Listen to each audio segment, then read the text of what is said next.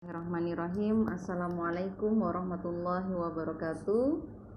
Innal hamdalillahi nahmaduhu wa nasta'inuhu wa nastaghfiruhu wa na'udzubillahi min syururi anfusina wa min sayyiati a'malina. May yahdihillahu fala mudhillalah wa may yudlil fala hadiyalah. Asyhadu an la ilaha illallah wa asyhadu anna Muhammadan abduhu wa rasuluh. Rabbi shrah li sadri wa yassir li amri wahlul 'uqdatan min lisani yafqahu qawli amma ba'du. Alhamdulillah kita masih berkumpul di sore hari ini dan insya Allah ini adalah hari Kamis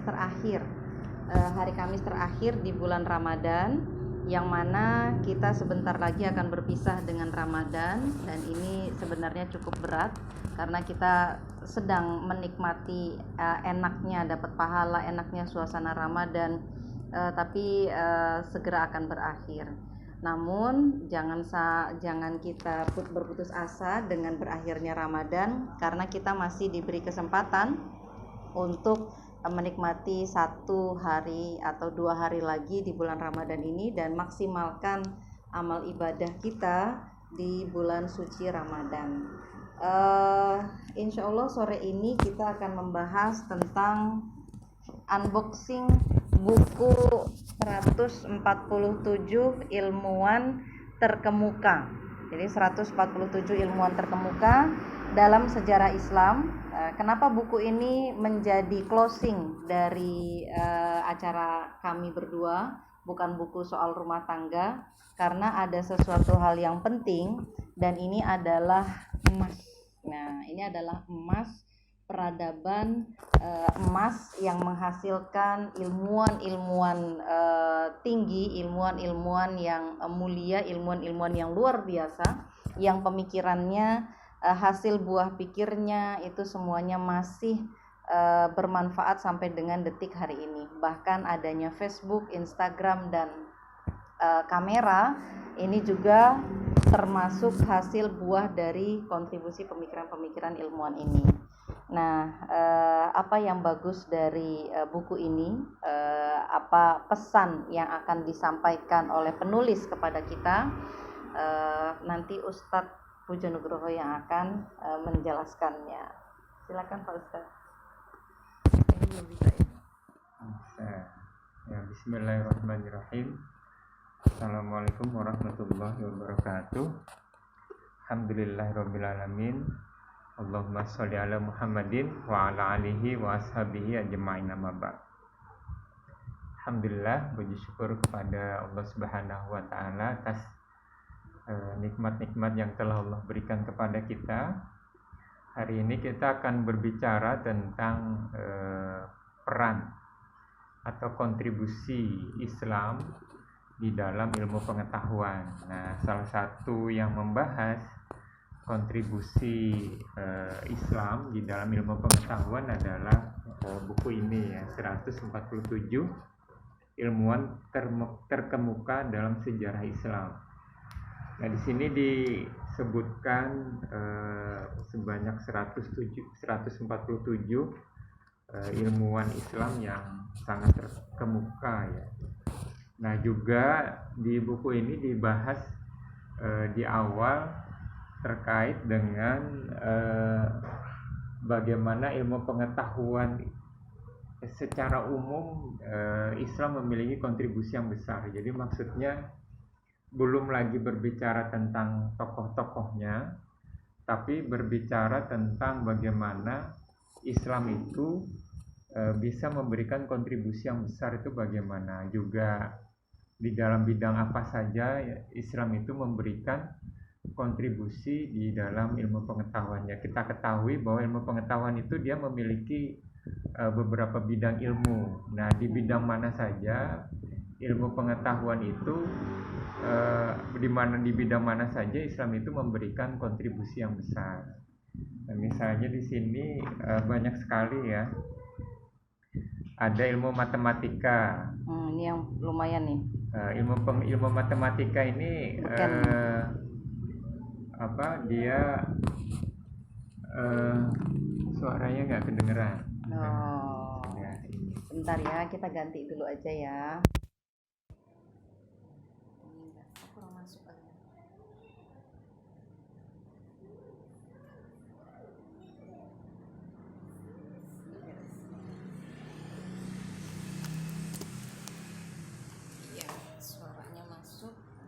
Nah, kita membahas tentang ilmu pengetahuan.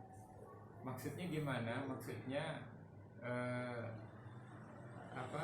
saat ini kalau kita lihat kondisi ini, mohon feedbacknya ya, apakah Sudah sudah kedengaran atau enggak. Jadi mengapa kita bahas ini? Karena kalau kita lihat kondisi umat Islam saat ini nampaknya nggak ada bekas-bekasnya gitu, bahwa Islam itu sebenarnya pernah memberikan kontribusi yang besar kepada ilmu pengetahuan.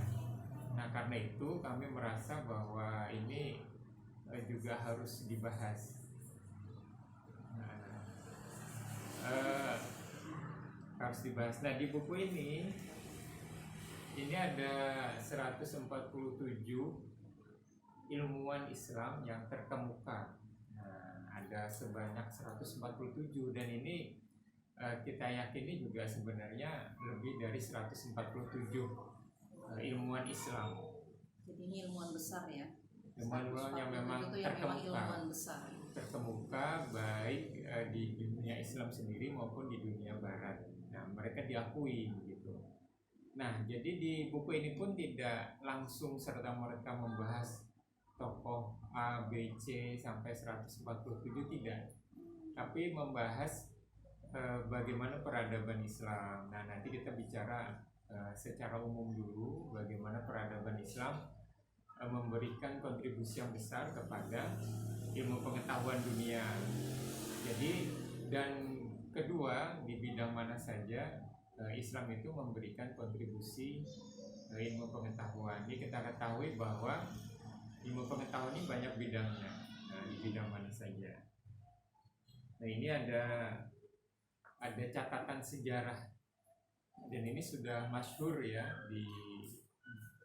mudah sekali kita dapatkan catatan sejarah atau persaksian. Nah, jadi dia testimoni, yang mana yang memberikan testimoni ini orang Barat sendiri tentang kedikdayaan Islam di bidang ilmu pengetahuan. Nah, ini nanti ada beberapa catatan sejarah ya. Nah, misalnya di sini ada George Barton ya. George Barton ini menyatakan bahwa ketika Barat, dia seorang sejarawan ya, ketika Barat sudah cukup matang dengan ilmu pengetahuan yang lebih dalam, perhatian orang-orang Barat ini, perhatian dunia Barat ini tidak ke Yunani, tapi dia ke sumber-sumber Arab. Mereka sebut Arab, yakni Islam itu sendiri, karena memang dunia Islam ini memang bahasa yang dipakainya bahasa Arab. Jadi mereka itu tidak ke Yunani, dan kita ketahui sendiri bahwa Yunani itu pun juga sebenarnya salah satu sumber ilmu pengetahuan, terutama filsafat. Kalau ilmu-ilmu yang lain tidak. Sumbernya sebagai referensi filsafat. Nah, karena itu mungkin penyebab Barat itu dia tidak berkiblat ke Yunani. Karena cuma satu ya. Karena di dunia Islam itu memang sangat kaya sekali sumber pengetahuan. Banyak ilmunya. Nah, yang kedua ini ada Gustav Le Bon. Gustav Le Bon ini mengatakan bahwa dunia Barat berada dalam kondisi kegelapan. Nah, ini pada masa tahun berapa ya? Pada masa tahun 700-an Masehi lah ya. Abad ke-7, abad ke-8 itu masih dalam kegelapan. Nah, tidak ada satupun satupun bidang ilmu yang dikuasai Barat. Jadi tidak ada satupun, baik itu ilmu pengetahuan. Suaranya nggak kedengar. Aduh. Ini aja deh, dicopot aja deh. Nah, kalau begini udah kedengeran belum? Tes. Ini trouble-nya bisa dikencengin. Nah, itu suara keluar. Mohon feedbacknya ya. Oke, nanti cek di rekaman aja deh. Kalau gitu saya udah tanggung waktunya nih. Jadi ya, alhamdulillah. Terima kasih Nah, jadi ada George Barton, habis itu ada Gustav Le Bon. Ini menyatakan bahwa dunia barat itu berada dalam dunia kegelapan. Nah, bahkan kalau George Barton itu mengatakan bahwa ketika sudah mulai ilmu pengetahuan ini sudah mulai terbuka, orang-orang barat terhadap ilmu pengetahuan, mereka tidak berkiblat, tidak mencari sumbernya itu ke Yunani, tapi ke dunia Arab atau dunia Islam. Nah ini ada cerita lucu diungkapkan oleh Gustav Le Bon. Jadi ini kenapa kita agak review sedikit ya, kenapa kita membahas ilmu pengetahuan hari ini. Jadi kita bahas ilmu pengetahuan ini karena ini penting sekali untuk membangkitkan kepercayaan diri melalui kita mengungkap sejarah bagaimana Islam itu memberikan kontribusi yang besar terhadap ilmu pengetahuan dunia. Nah, kalau kita lihat saat ini di dunia Islam, kita lihat saat ini nampaknya itu ya mohon maaf, ini kalau hyperbolanya ya, seolah-olah kalau dilihat di kondisi umat Islam saat ini nampaknya memang dunia Islam itu seolah-olah tidak memberikan kontribusi. Mengapa? Karena sama kan, sama-sama umat Islam juga. Kalau saat ini kan nggak ada kontribusinya, seolah-olah begitu. Nah, seolah-olah dulu itu juga nggak ada kontribusinya. Nah, ini ada cerita lucu diungkapkan oleh Gustav Le Bon, bahwa pada masa Abbasiyah, ini yang sangat terkenal itu salah satunya Khalifah Harun ar-Rasyid. Nah, ini sangat terkenal juga. Jadi Harun ar-Rasyid ini pernah mengirim jam kepada penguasa Eropa, yakni Charlemagne ya. Nah, dan ini diterima oleh Charlemagne jam ini, yang mana di setiap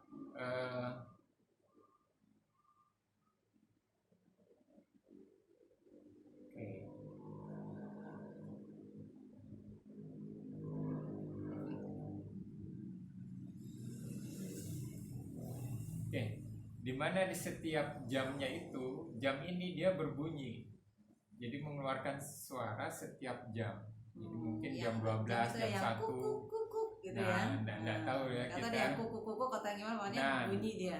Nah itu para uskup dan rahib di sekitar Charlemagne ini ketakutan karena mereka kira jam ini ada jinnya, jadi menggunakan teknologi sihir, menggunakan cara-cara sihir. Jadi karena setiap berbunyi. Setiap 1 jam berbunyi. Nah, jadi lucu sekali, dan ini kita kenal juga dulu ada kimia ya. Jadi sulap-sulap itu sebenarnya secara kimia bisa dipelajari. Jadi seolah-olah ada larutan benih, ketemu larutan benih, kemudian dicampur, kemudian menjadi keruh. Misalnya keruhnya itu seolah-olah kayak ada asapnya begitu. Nah itu adalah alkemi ya. Jadi di dunia Arab dikenal, dan itu kemudian di dunia Barat disebut dengan chemistry ya. Ini ilmu kimia. Nah ini juga diungkapkan oleh William Draper ya, di bukunya. Pada zaman itu kota pemerintahan Islam ada di Cordoba. Nah di Cordoba ini di Spanyol. Cordoba ini dia ada ibu kotanya Cordoba. Daerahnya namanya ini Andalusia. Andalusia itu Spanyol dan Portugis. Nah saat ini. Nah itu ada Cordoba ini karena dia berada di Eropa. Jadi dia menjadi mutiara. Jadi mercusuarnya Eropa, Cordoba. Nah, padahal Cordoba ini adalah pemerintahan Islam. Kita ketahui waktu itu Bani Umayyah jatuh, kemudian bangkitlah Bani Abbasiyah. Nah, keturunan Umayyah ini dia lari ke Cordoba. Nah, di situ dia mendirikan pemerintahan Islam yang ternyata menggunakan prinsip-prinsip dan nilai-nilai Islam. Ternyata ini malah maju sekali. di Eropa itu menjadi mutiaranya Eropa. Nah, diceritakan di bukunya William Draper itu bahwa ada 113.000 rumah di Cordoba itu. Nah, kemudian ada 21 kota satelit selain Cordoba, dan itu memang banyak. Dan ini kalau pada zaman Cordoba itu Spanyol itu memang dikuasai penuh oleh pemerintahan Islam. Spanyol sekarang itu ada Sevilla, tulisannya Sevilla. Kemudian ada Zaragoza, kemudian ada Malaga dan lain-lain, itu kota-kota Islam. Sampai saat ini yang tersisa itu salah satunya itu adalah Alhambra atau Istana Merah. Nah, itu dulu kotanya Islam. Nah, kemudian ada 21 kota satelit selain Cordoba itu sendiri. Nah, Cordoba ini ulamanya itu terkenal, salah satunya itu adalah Qurtubi, ulama tafsir. Orang Barat, orang Eropa sulit menyebutnya Al-Qurtubi. Ya, jadi orang Barat mendengarnya itu Cordoba. Nah, sampai sekarang kita kenal Cordoba. Nah, bayangkan di Spanyol sana ada ulama terkenal namanya Al-Qurtubi. Nah, padahal dia orang Eropa. Bayangkan orang Eropa menjadi ulama. Mungkin saja gitu. Nah, dengan Islam. Kemudian ada 70 perpustakaan di Cordoba. Saya tanya misalnya di Pekanbaru ada berapa perpustakaan? Cuma satu. Yang gede. Ada yang besar. Nah, di sana itu ada 70 perpustakaan. Jadi dan itu perpustakaan dan toko-toko buku ya. 70 ini serius nih, gede banyak. Kemudian ada masjid-masjid, ada istana-istana. Mungkin kita kenal dengan kastil ya, kastil-kastil. Nah, di sana itu menjadi masyhur, jadi menjadi daerah yang beda sendiri di Eropa. Jadi di Eropa itu ada London, ada Netherlands, ada Belanda, kemudian ada Inggris Raya, ada Irlandia, kemudian ada Perancis, ada Jerman dan lain-lain ya. Tapi ada kota yang beda sendiri, yakni Cordoba. Nah, di sana itu jalannya itu sudah dikeraskan, bermil-mil sudah padat ya. Sudah. Jadi dia itu mirip-mirip aspal, tapi dia mungkin tanah yang batu. padat kan. Batu.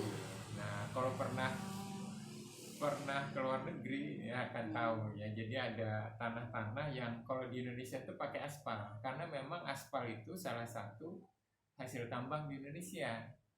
Nah, kalau di Eropa ya itu dia pakai kayak batu-batu disusun. Nah, itu kemudian rapi, ada drainasenya. Nah, kalau Eropa sekarang itu pakai saluran bawah tanah. Jadi kalau pernah ke Eropa atau negara yang mirip Eropa itu bingung. Kalau di tempat kita itu pasti ada gotnya. Kalau mereka nggak ada. Kalau di Eropa nggak kelihatan. Itu ada di bawah jalan. Di bawah jalan. Atau memang karena cuaca di sana itu 4 musim, jadi dia hujan itu nggak jadi masalah. Karena cuma sesekali ya. Karena sesekali. Gitu. Kalau kita 2 hari sekali. Nah, tapi di Eropa itu meskipun begitu itu jadi problem. Jadi jadi jalan itu dipadatkan tuh menjadi keistimewaan. Nah, ternyata masing-masing rumah itu ngasih lampu penerangan. Jadi indah sekali. Jadi dia terang ya. Indah. Terang. Jadi ada jalanan yang padat, indah, ada tamannya, kemudian ada penerangannya kalau malam. Jadi ini kota di Eropa, Cordoba ini beda sekali dengan kota-kota yang lain. Dan ini jaraknya itu bermil-mil, tanahnya itu padat tuh bermil-mil. Nah, kemudian sementara, nah ini lucunya, sementara kondisi di London 7 abad, jadi ada Spanyol, kemudian masih masuk Eropa itu ada London. 7 abad sesudahnya, jadi 700 tahun setelah zaman Cordoba itu, yakni di abad ke-15 Masehi, satu lampu umum pun tidak didapati. Padahal itu setelah 7 abad. Jauh sekali ya, 700 tahun masih dalam keadaan gelap. Masih dalam keadaan kegelapan di Eropa itu, dark age ya. Dark ages. Nah, di Paris ya berabad-abad sesudah zaman Cordoba, orang itu buka pintu keluar rumah, yang didapati itu adalah lumpur. Jadi kalau dia jalan itu dia Masih tanah lembek ya. tenggelam di dalam lumpur sampai mata kaki. Nah, ini mereka belum menemukan teknologi paling sederhana. Bagaimana drainase itu masih belum kepikiran mereka. Bagaimana memadatkan jalan dan lain-lain. Nah, ini di Cordoba. Cordoba ini dibangun oleh Abdurrahman Ad-Dakhili, ya. Kalau di channelnya Khilafah Trans 7 itu pernah membahas Abdurrahman Ad-Dakhili, ya. Dia ini keturunannya, kalau saya tidak salah ya, keturunannya Umayyah. Nah, Umayyah ini dia digulingkan. Nah, muncullah Habasyah. Nah, dia lari. Nah, larinya ke Cordoba, dan itu sudah ditaklukkan oleh Tariq bin Ziyad sebelumnya. Nah, ini di Spanyol itu meliputi, ya, Cordoba ini, Andalusia ini meliputi ada Spanyol, ada Sisilia. Nah, ini mungkin akrab juga kita. Sisilia kota mafia. Nah, Sisilia, kemudian ada ada Perancis bagian selatan. Itu Islam sudah masuk ke sana sebenarnya. Nah, ini pada saat bersamaan. Pantas di Sisilia itu pakai kerudung ya. Ya, Sisilia. Memang di kebudayaan Nasrani itu juga pakai kerudung juga sebenarnya. Nah, ini itu hampir bersamaan dengan apa? Di timur itu ada Baghdad. Dan kita ketahui Baghdad itu pusat ilmu pengetahuan. Tapi yang sangat terkenal itu adalah ilmu pengetahuan fikih, hadis, ya.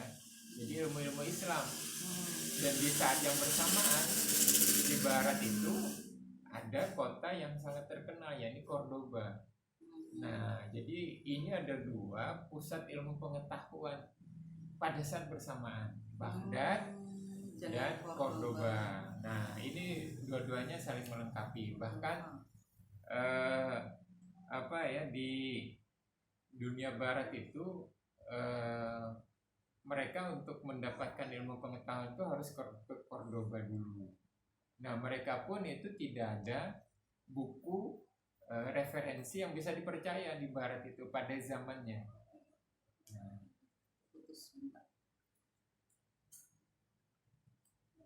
jaringan internetnya agak kurang bagus di Instagram.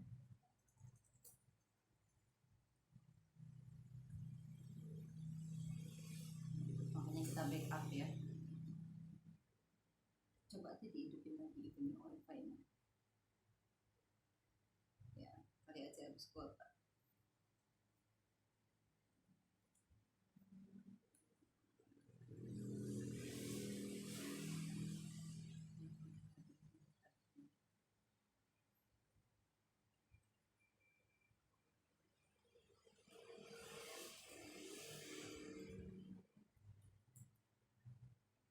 Sebelum terkoneksikan juga.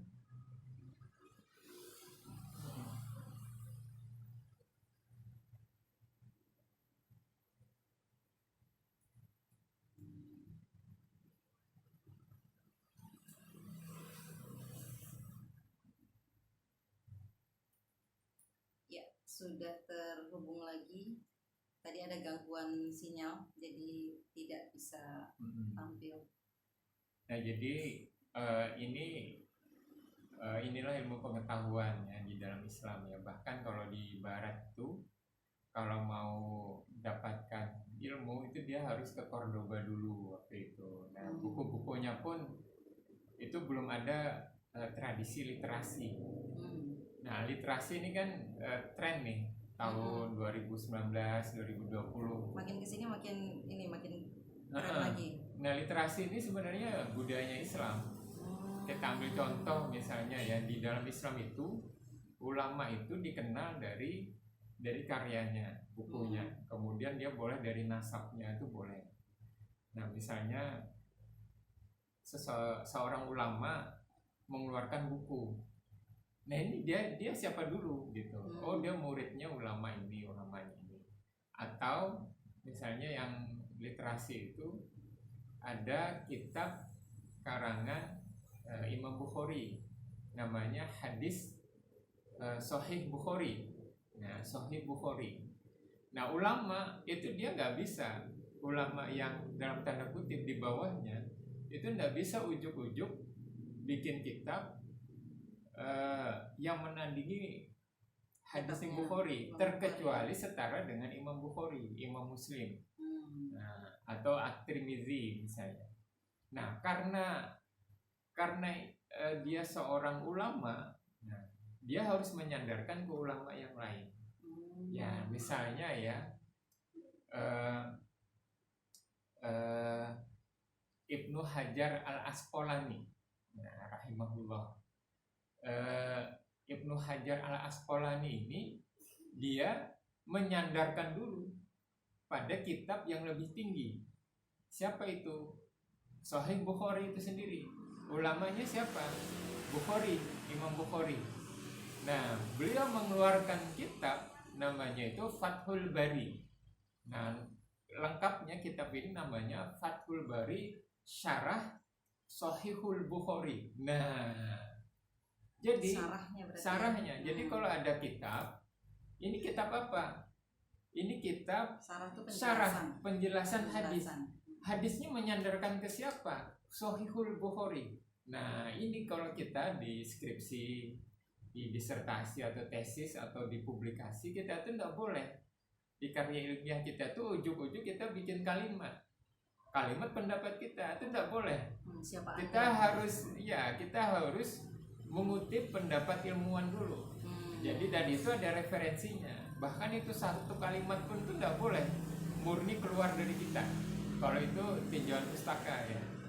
Nah, itu harus mengutip yang sudah sahih, yang sudah terbukti, hipotesanya sudah dibuktikan. Jadi kemudian di sana ada kutipan, ada quote, ada citasi ya, citation. Nah, dan itu sudah ada di dalam Islam sebenarnya. Jadi Fathul Bari ini dia menyandarkan kepada Sahihul Bukhari. Nah, baru boleh disebut dia sebuah kitab. Nah, kalau ujuk-ujuk mengeluarkan kitab, itu dia siapa? Nah, jadi terverifikasi, verified bahwa dia ilmunya runutannya kemana. Nah, tradisi literasinya ada di dalam Islam. Pendapatnya bisa dirujuk. Nah, kemudian nanya, ya ini kitab apa? Ini Fathul Bari. Fathul Bari ini rujukannya kemana? Sahihul Bukhari. Oke, kemudian misalnya ada orang yang kurang ajar lagi. Sahihul Bukhari ini rujukannya apa? Dia sahih. Nah, ini hadis sahih. Nah, hadis sahih ini dia memiliki kriteria-kriteria yang sangat lengkap, yang sangat tegas, yang sangat ketat, sampai kemudian dia bisa disebut sahih. Nah, periwayatnya, rawinya pun itu harus teruji. Dia tidak boleh pelupa, itu tidak boleh. Istilahnya itu dia dobit. Ingatannya kuat, hafalannya kuat. Nah, disebut dobit itu seperti apa? Dia bisa seketika mengeluarkan kalimat hafalannya kapanpun dia mau. Nah, itu dobit. Ini beda dengan kita.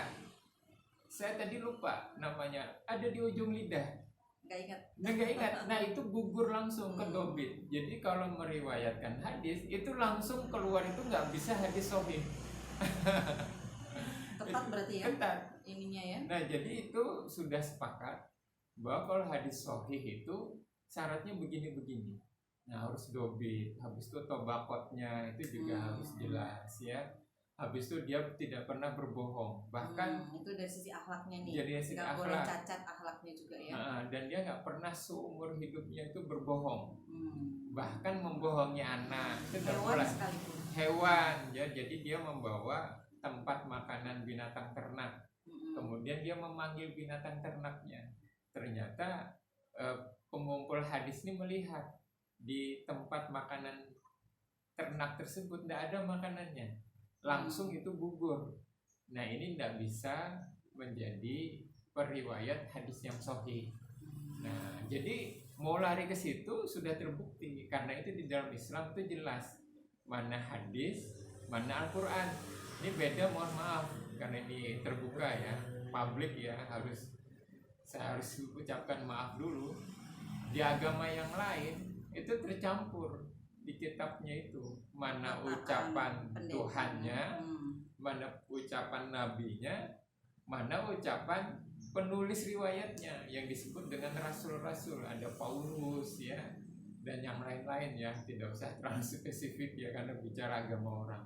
Itu dalam satu kitab nyampur perkataan Tuhannya, perkataan nabinya, dan perkataan periwayatnya. Kalau kita berpisah, ada Al-Quran, ini adalah kalamullah, ada nanti ucapan nabi.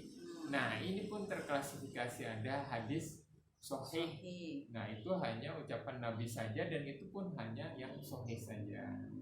Nah ini sebenarnya tradisi kita ini adalah tradisi yang luar biasa, tercatatkan, akurat, dan bisa dipertanggungjawabkan. Iya. Ya. Nah jadi yang begini ini sebenarnya tradisinya orang Islam. Di kita ini adalah kuntum khairu ummah, kalian ini adalah umat terbaik, ukhrijat linnas, yang dilahirkan, yang dimunculkan dari manusia. Nah salah satunya itu ada tradisi itu. Nah ini bidang-bidang ilmu pengetahuan yang dikuasai Islam ya, di mana Islam itu memberikan kontribusi yang besar. Ini ada ilmu matematika, ada geometri. Nah geometri ini dia bentuk-bentuk yang cantik. Ada prisma, ada yang ini trapesium, itu bidang namanya. Nah geometri itu ada relief-relief di masjid atau di mana yang bentuknya itu seolah-olah acak, tapi semuanya teratur. Nah ada bentuk-bentuk geometri Islam itu ada bendera Yahudi ya, bendera Daud. Nah itu bukan seninya Islam.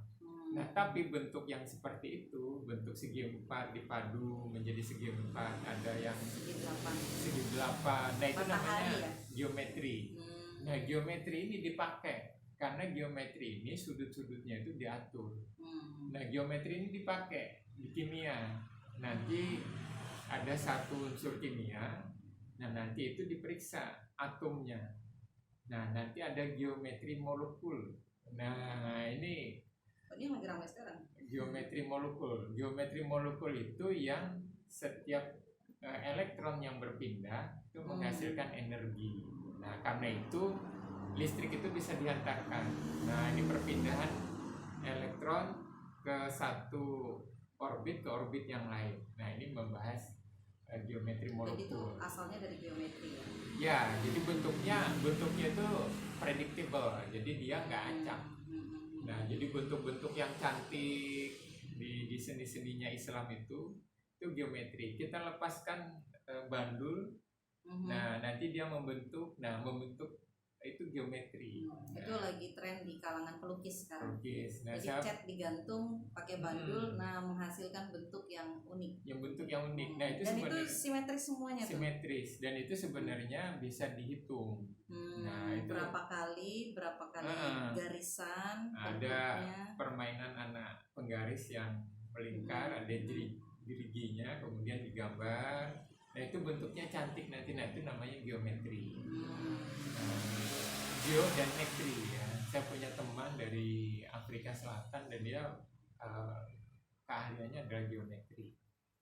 Nah itu geometri itu bisa dibahas ya, di matematika juga bisa masuk. Ada astronomi. Nah mengapa Islam itu penanggalannya berbeda dengan Masehi? Nah itu dibahas juga astronomi. Jadi astronomi itu di Islam lah yang mencerahkan dunia itu. Waktu itu zaman kegelapan ada Galileo yang menyatakan bahwa ketika dia menemukan teropong, kata dia nampaknya ini bukan bumi yang menjadi pusat dikelilingi, bukan geo itu bumi. bukan geosentris, tapi heliosentris. Tapi kitab agama sesuatu pada masa Agamanya itu, Galileo pada waktu itu. agama Barat ya, agamanya sampai sekarang juga itu menyatakan Bumi lah. geosentris, bukan heliosentris. Nah kemudian dia dihukum mati ya, Galileo itu. Nah kalau Islam itu sudah dinyatakan di surah Yasin dan di banyak Matahari lah. matahari, kemudian kita ini ada bumi, ada bulan yang mengitari kita. Nah di dalam Islam itu disebut dengan Komariah.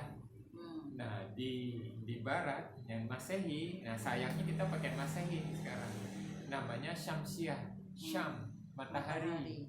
Nah matahari jadi perhitungannya itu adalah bumi berputar mengelilingi matahari, balik lagi ke titik awalnya itu habis 365 hari. Kalau tahun biasa, nanti tahun kabisat berkurang. Nah setiap periode tertentu. Nah itu namanya Syamsiah. Islam juga tahu.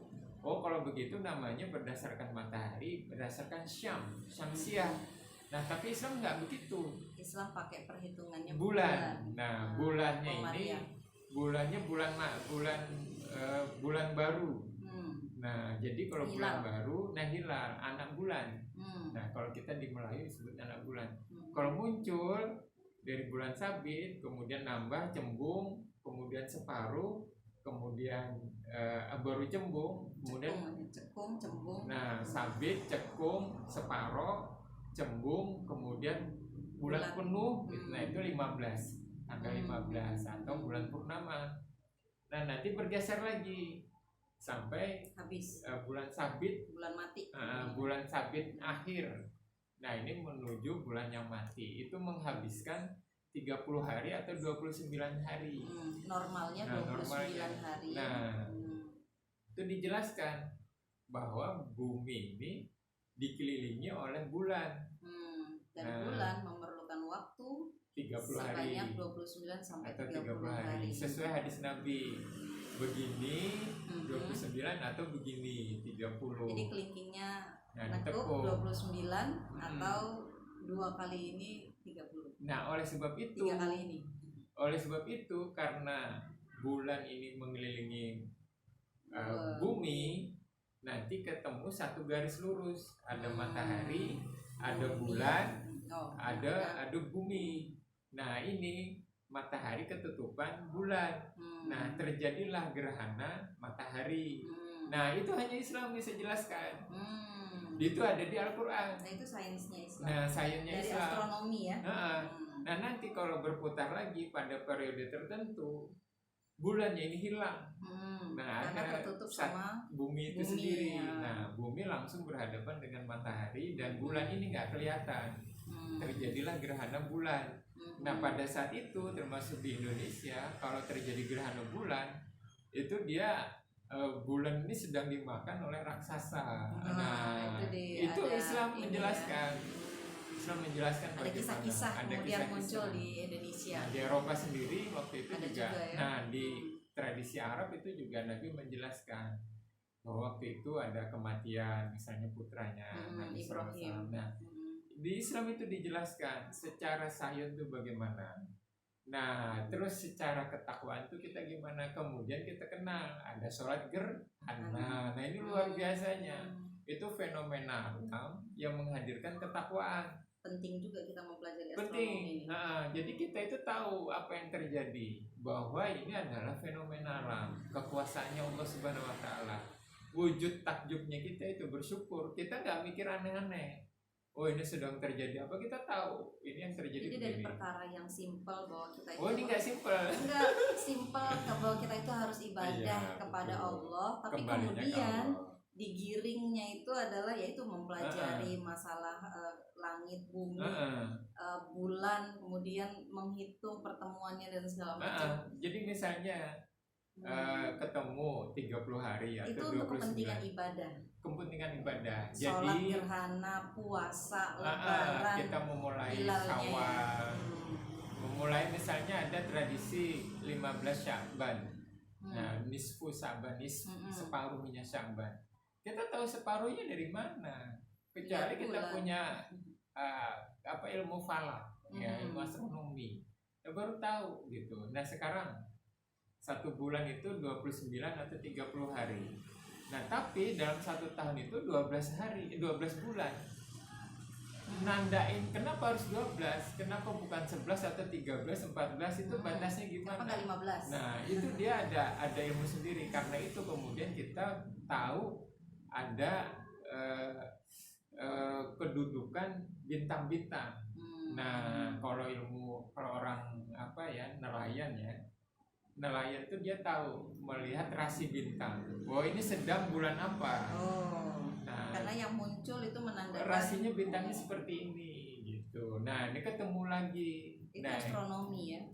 Tapi jadinya astrologi. Nah, itu beda. Itu beda ya, kalau astrologi nggak boleh. Astrologi Itu nggak ilmu boleh. perbintangan yang Logos. meramal. Kalau itu logos. Nah, Ini kita seru bahas ini sampai nggak ada yang bertanya nih. Ngasih kode aja sama waving. Nah, terus ada ilmu fisika. Ilmu fisika ini dia terpisah dengan matematika. Jadi matematika itu dia hanya tools, alat untuk menghitung. Nah, di geometri, kemudian ada astronomi. Astronomi ini pun pakai matematika, geometri pun pakai matematika. Jadi saling terkait ya? Enggak, jadi sebenarnya enggak terkait.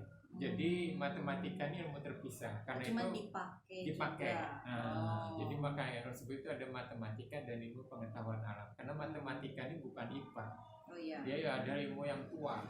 Nah, yang sangat berperan itu salah satunya ada senior ya. Al-Khawarizmi yang menemukan angka 0. Ada tuh nama anak kita, Al-Khawarizmi. Terus ada ilmu fisika. Ilmu fisika ini juga ilmu tua, ya.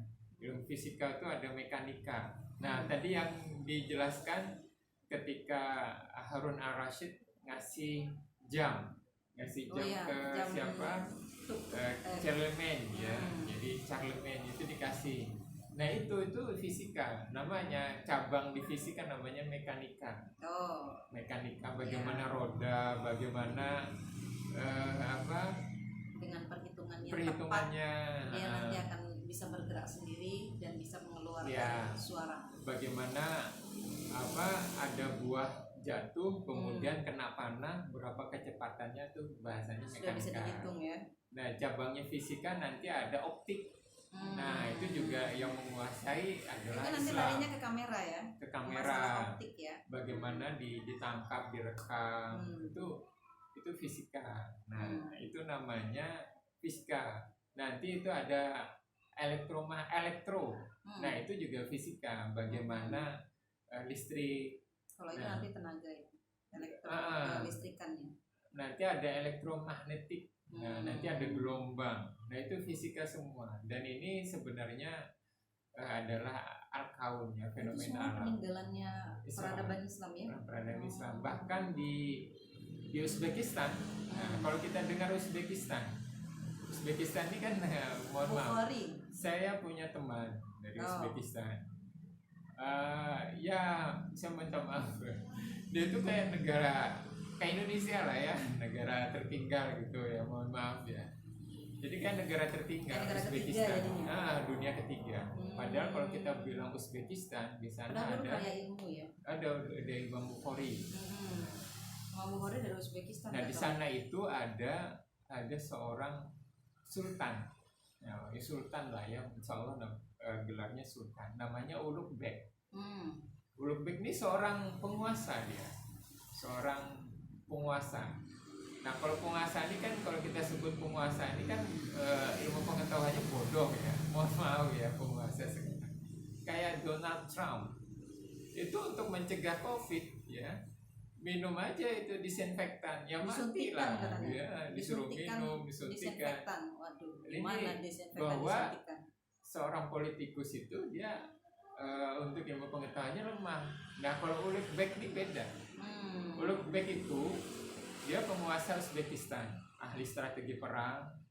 Nah, dia itu membangun, dia seorang ahli astronom. Nah, seorang astronom, menguasai astronomi. Nah, dia itu tahu. Jadi dia bikin observatorium. Nah, kayak kita ini di Jawa Barat untuk ada namanya apa di Bandung tuh, Astagfirullah, observatorium ya. Jadi kalau gerhana Bisa kelihatan. neropongnya di sana. Orang Dia Bandung bikin- nih yang tahu nih. Dia bikin observatorium sampai sekarang ada. Nah, jadi dia bikin bangunan, terus ada lubang-lubang, dibikin lubang-lubang pada jarak tertentu. Nah, kalau nanti ada sinar bulan Pas gerhana itu jatuh, Mhm. ini bulan apa aja, kalau jatuh pada titik tertentu karena lubang itu, nah dia tahu ini fenomena apa yang akan terjadi, ini apa namanya, saya nggak hafal. Nah itu nggak cukup, ternyata bangunannya itu di atas tanah tuh terpaksa dia gali sampai ke bawah macam gua. Nah kemudian di permukaan tanah itu dilubangi menyambung yang tadi. Nah itu terjadilah ada titik-titik sesuai jatuhnya sinar bulan. Nah itu ulumret. Sampai sekarang ada observatorium itu, luar biasanya. Nah ada kimia. Nah ini seru nih. Kimia. Lama Kimia, nanti kalau ngomong. Ada geologi. Banyak sekali ternyata ya. Ada kedokteran, ada Ibnu Sina, ada Ibnu Khaldun, ada Al-Kindi. Nah semuanya dia. Nama anak saya juga tuh. Ada kalau Ibnu Sina, Al-Kindi itu dia ahli biologi. Kemudian dia ahli kimia, karena dia ahli kimia dan dia tahu anatomi tubuh manusia. Terus rangkaian tuh ya. Respon-respon tubuh manusia terhadap zat-zat kimia dia tahu, kemudian dia menjadi ahli farmasi. Farmasi ini dia ada farmakologi di situ. Dia kita sebut kalau di kimia itu senyawa aktif atau atsiri. Jadi ada tumbuhan yang ada diambil diisolasi kita sebut. Nah di situ dia memberikan respon ke dalam tubuh, namanya farmakologi ya. Nah misalnya minyak-minyak atsiri, ada nilam dan lain-lain. Nanti ada di serai kan berdampak juga. Jadi ada wangi khas. Nah kita sebut itu isolasi di kimia tuh. Nah kalau di tradisional itu kita rebus dari sekian gelas menjadi menyusut sekian gelas. 2 gelas jadi 1 gelas, biasanya resepnya gitu. Nah itu sebenarnya tahu kandungan di dalamnya, dia tahu. Nah kemudian ada kedokteran. Oh ini Ibnu Sina. Ada kedokteran beda sama ini bidang-bidangnya ya. Ada bidang dokter gigi, mata nanti optik gitu ya. Mata ini dia ada ahlinya sendiri. Nah, geografi ada pelayaran. Ini Ibnu Batuta ya. Nah Ibnu Batuta. Nah kemudian ada teknik. Jadi misalnya dulu ya. Ini alat berat nih. Teknik mesin. Dulu gini aja. Nah kita yang canggih sekarang. Gimana? Ini ada sawah. Sawah ini di atas. Sedangkan sungai ini di bawah. Gimana secara otomatis naikin air dari sungai ini ke bawah ke atas? Gimana? Tanpa harus nimba. Secara otomatis gimana caranya? Kalau sekarang kan pakai mesin. Pakai mesin, dulu nggak ada mesin. Gimana? Nah, gimana? Nah itu ahli mekanika. Itu yang pakai fisika. Jadi pakai roda. Roda itu ditaruh di sungai. Nah, karena aliran sungai, dan ini ada di taman ini ya, ada PP Tech ya. Nah itu ada miniaturnya. Nah ini ada rodanya ini ditaruh di sungai. Nah karena arus sungai itu, maka roda ini menggelinding, berputar terus. Nah salah satunya ini itu menampung air, membawa air, karena dia kena arus sungai, maka dia berputar. Nah berputar ini naik sambil bawa air. Yang ini juga nanti gitu terus. Nah airnya ini nanti kena penampungan ya, kena pipa, dia terguling. Nah tumpahlah air itu, disalurkan. Nah jadi dulu itu menemukan roda terus berpikir. Nah itu canggihnya. Kalau kita sekarang disuruh begitu mungkin nimba, nggak kepikiran. Jadi pakai katrol aja. Pakai katrol, jadi dia otomatis. Jadi pakai tenaga alam. Jadi dia nggak pakai tenaga manusia, dan itu 24 jam. Ini ternyata kita itu banyak sekali peninggalannya, dan untuk adik-adik adik-adik di Yuk Ngaji yang masih kuliah yang saat ini agak keleleran gitu ya, kewalahan dengan kuliah secara online, bersabarlah karena ilmu itu memang memerlukan kesabaran yang sangat tinggi, yang sangat banyak untuk dipelajari. Hasilnya itu adalah ini, hasilnya banyak di sekali. 147 ilmuwan ini. Bahkan Mereka juga menuntut ilmunya dengan kesabaran. Dengan luar biasa pengorbanannya. Jadi adik-adik mahasiswa jangan menyerah, bersabarlah. Ini kondisi yang sulit, semuanya sulit. Bukan hanya adik-adik mahasiswa saja, orang tuanya adik-adik mahasiswa juga sedang dalam keadaan kesulitan. Kita semua juga begitu. Di hari-hari terakhir bulan Ramadan ini, apa yang kita lakukan, apa yang kita upayakan, mudah-mudahan menjadi pemicu semangat kita untuk terus menggali ilmu, menguasai ilmu, dan kemudian nanti akan menggunakannya bagi kebaikan umat. Oke, 3 kesimpulan. Pertama, ilmu pengetahuan dunia saat ini itu sangat besar utang jasanya kepada Islam. Nah, itu yang pertama. Yang kedua, pertanyaannya kenapa sih Islam bisa begitu dahsyatnya? Nah, karena itu udah selesai urusannya. Konsep negaranya, konsep ideologinya beda. Bahkan dengan konsep dirinya sudah selesai. Ya, berbeda dengan apa yang diemban kaum muslimin saat ini. Gitu. Di sana kemakmuran sangat tinggi. Karena itu wajar sekolah itu dibiayai, sekolah itu dibayari. Nah, bahkan gratis. Nah, di sini bukti bahwa dunia pengetahuan punya utang kepada Islam itu contohnya ada pernah pemilik Facebook yakni Mark Zuckerberg itu pernah dia mengupload foto dia dengan buku Al-Khawarizmi. Nah, buku yang sampai sekarang dibaca. Al-Khawarizmi ini dia penemu angka 0 dan penemu angka-angka. Angka 1 itu ada sudutnya 1. Nah, angka 2 itu seperti huruf Z. Sudutnya ini 1, 2. Nah, angka 3 sudutnya itu ada 3. 1, 2, 3. Nah, dia penemu angka. Juga penemu yang kita sebut dengan algoritma.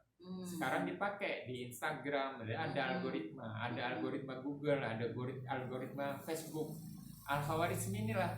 Nah, algoritma ini dari mana? Tokoh di balik.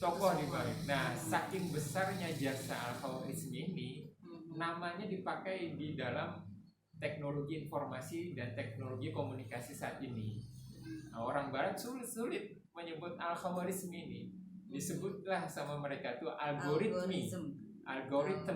Nah, itu algoritma itu nama Al-Khawarizmi sebenarnya. Nah, karena itu bahwa ilmu pengetahuan ini identik dengan umat Islam. Karena kita disebut oleh Allah Subhanahu wa taala adalah kuntum khairum ummah. Kamu itu umat terbaik yang dilahirkan untuk manusia. Nah, salah satunya ta'muruna bil ma'ruf adalah kewajiban berdakwah. Nah, jadi kita ini harus menjadi leader di dalam ilmu pengetahuan. Jadi harus nggak bisa kita jadi leader kecuali kita orang yang soleh, orang yang serius ya, menjalani hidup ini serius, tidak banyak yang ininya ya. Jadi memang serius untuk menjalani kehidupan, fokus. Nah, mungkin yang tepat untuk adik-adik mahasiswa fokus. Mungkin itu ya. Untuk terakhir sesi bersama kami di bulan Ramadan, menyemangati adik-adik karena kalian adalah generasi yang berikutnya, penerus kami semua. Ini juga buku ini kami persembahkan untuk anak kami, koleksi keluarga untuk anak-anak kami. Kami koleksi sudah lama, baru dibawa lagi ke Pekanbaru, karena memang ilmunya luar biasa.